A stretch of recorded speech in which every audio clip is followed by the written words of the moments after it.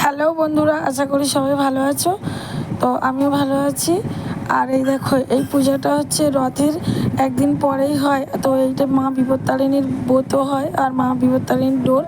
যারা আমাদের মতো বাঙালি তারা অবশ্যই এই পুজোটা জানো বা অনেকেই করো। তো মা বিপত্তারিণীর কাছে একটাই কামনা, মা যেন সব বিপদ থেকে রক্ষা করে, আমার শুধু নয় সবাইকে যেন রক্ষা করে। আর আমার এই পুজোটা তোমরা যারা যারা দেখছো, পুজোটা পুরো অবধি দেখো, অবশ্যই ভালো লাগবে। এখানে হোম আছে, এখানে মায়ের আরতি আছে। তো মায়ের আরতি আর হোম দেখার জন্য মানুষ কত দেশ দূরান্তর থেকে হরিদ্বারে চলে যায়। তো সেখানটায় আমরা হয়তো যেতে পারি না, কিন্তু ছোট হোক বা বড় হোক, অল্প সময়ের মধ্যেই হোক, তবু তো সেটা হোমই হয়। তো তোমরা দেখো, আশা করি ভগবান তোমাদের ভালো করবার। এই দেখো 13টা মানে সুতোর খেয়ে নিয়েছি আর 13টা দুব্বো নিয়ে বেঁধে 13টা গিট দিয়ে আমরা মা বিপত্তারিণীর এই ডোরটা তৈরি করি। আর দেখো 13 রকম ফল, 13 রকম মিষ্টি, 13টা পান, 13টা এলাচ। এইটা ব্রতর সময় আমাদের ঠাকুরমশাই তোমাদেরকে বলে শোনাবে। আমি ওনার ওই ভয়েসটা স্কিপ করিনি, এই ভয়েসগুলো স্কিপ করেছি কারণ অনেক চিল্লাচিল্লি ছিল। তো এইটা হচ্ছে আমাদের ঠাকুরমশাই, ও আমার বন্ধু। আমি আরও এক ক্লাসে পড়াশোনা করতাম। তো ব্রাহ্মণ ছিল, ব্রাহ্মণ হয়ে গেছে। আর আমি তো আমার ভাগ্য নিয়ে আর কি বলবো, কিছু বলার নেই। তো যাই হোক, ও দেখো ঠাকুরের ওই টিপ পড়াচ্ছে, তারপরে সব কিছু রেডি করছে। এবার পূজাতে বসবে। যেহেতু আমাদের ডোরটা একটু বাঁধতে দেরি হচ্ছিলো, তো আগের দিন আমার বাঁধছিলাম, মনটা ভালো ছিল না, সবটা বাঁধতে পারিনি। তো এবার ও হোমে বসছে, দেখো। এবার ওই ভয়েসটা তোমরা শোনো। মুখে ছিটে দাও, তারপর আমি নম বিষ্ণু বলে ওম পিঙ্গু ভৌ ষষ্ঠীকে সপ্তপি নন্দম জপিবো না ঠাকুরকে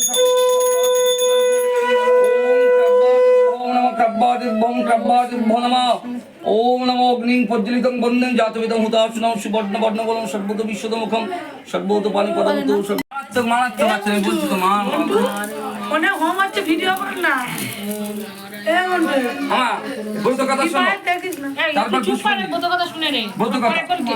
যথারীতি ঘট স্থাপন করে পুরোহিত ব্রাহ্মণের দ্বারা মা বিপত্তারিণী পূজা করাতে হয়।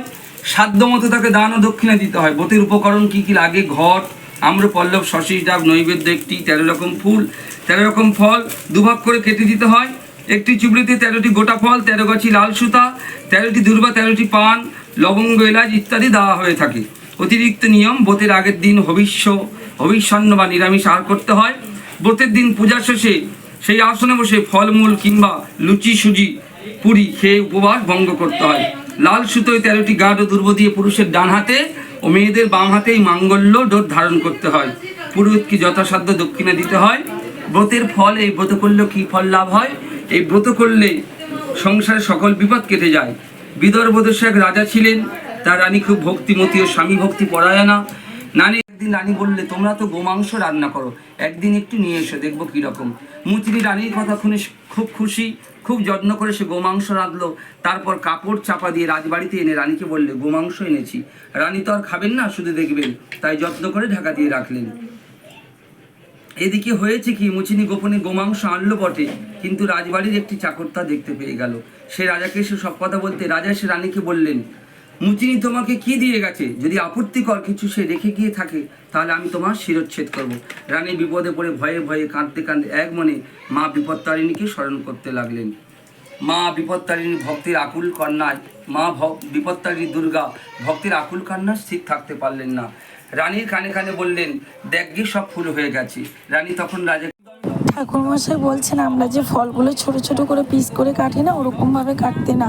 এই পুজোর নিয়ম হচ্ছে ফলগুলো 2 পিস করে দিতে। তো আমরা এই নিয়ে আলোচনা করছিলাম, তো একটু চিল্লাচিল্লি হচ্ছিলো বলে ভয়েসটা আসতে দিয়ে আমি আবার এই ভয়েসটা দিলাম। তো আমরা বলছিলাম যে সামনের বছর থেকে ওইভাবে 2 ভাগ করে আমরা কেটে দেবো। আমরা তো জানতাম না, অনেক দিন ধরে উপোস করি কিন্তু এই জিনিসটা জানতাম না। তো এবারে জানলাম, খুবই ভালো হলো আমাদের। পরের বার থেকে আর আমাদের না মন্দিরটা সামনের বছর ওখানে আমার ভাই অনেক বড় মন্দির করেছে। মা তো এখন দাবায় আছে, সামনের বছর ওখানে নিয়ে যাবে। তো মন্দির প্রতিষ্ঠার ব্লগ আমি তোমাদের কাছে অবশ্যই আনবো। আর আমাদের বাড়িতেই মা কালী আছে, আজকে প্রায় 29-30 বছর হয়ে গেছে। আমার দাদা ছোট্টবেলায় মা কালীর একটা মূর্তি মাটি দিয়ে তৈরি করেছিল, তারপর স্বপ্নে পাওয়ার পরে মায়ের এই পুজোটা তো মানে আমরা সবসময় এতদিন দিই। তো মা 28-29 বছরই আমাদের বাড়িতে, মানে 29 বছর বলা ভুল, 30 বছর হয়ে গেছে বিরাজমান রয়েছে। তো তোমরা বলতেই পারো যে দিদি তুমি এত কাঁদো, দুঃখ কষ্ট।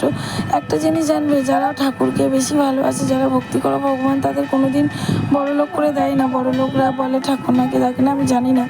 সবাই হয়তো নয় অনেক বড় লোক আছে বড় করে অনেক বড় করে মায়ের পূজা করে। তো যাই হোক আমরা গরিবই থাকি, কিন্তু শুধু মায়ের কাছে একটাই অনুরোধ জানাই যে দুঃখ কষ্টগুলো আমাদের জীবনে এসেছে না, এটা যেন একটু কম হয়। অনেক কষ্টে যে অনেক যন্ত্রণা হয়েছে, মা বিপত্তারিণী যেন রক্ষা করে। আর তোমরা যারা আমার ভিডিও দেখছো মা বিপত্তারিণী তাদের জন্য পরিবারের ভালো করে রক্ষা করে। আর যারা আমার ইউটিউব চ্যানেল আছে, যারা ইউটিউব পুরো পরিবারটা যেন সবাইকেই রক্ষা করে, ভালোবাসে।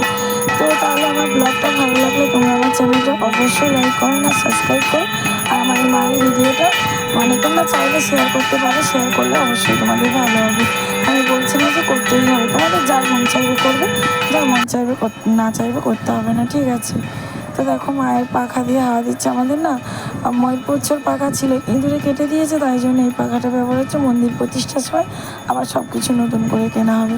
তো তাহলে আমার এই ভিডিওটা লাস্ট অবধি তোমরা দেখতে থাকো, আমি ভয়েসটা এখানে স্কিপ করে দিলাম।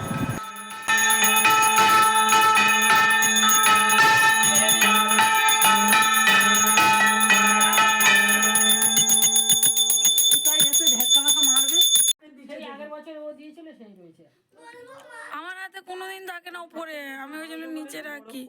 আমার তো নিচে মনে হয় এবারে খুলে ঠিক থাকবে। ও এইটা তো এইদিকে চলে আসতো, কোনটা মা? এই দড়িটা, ও আচ্ছা এটা এই তলায়। আচ্ছা, ঠিক আছে। থাম মা, থাম, ভালো তো দাঁড়া একটু দাঁড়া, আমি করছি। আমি একটু ঘুরছি। ট্রেনে চলে যাই। তোমার টিপ দেবে মা, মাদের আগে। এই তো দেবে, এখানে যা, এখানে যা। নাতিরা সব ভালো আছে বাবা? হ্যাঁ, মা? হ্যাঁ হ্যাঁ হ্যাঁ মা। থাক, ভালো থাক বাবা। এক্ষুনি দেবে, এখানে যা। আমার বড় দিবি আচ্ছা, জোস। মামার একটু নমস্কার করে নে।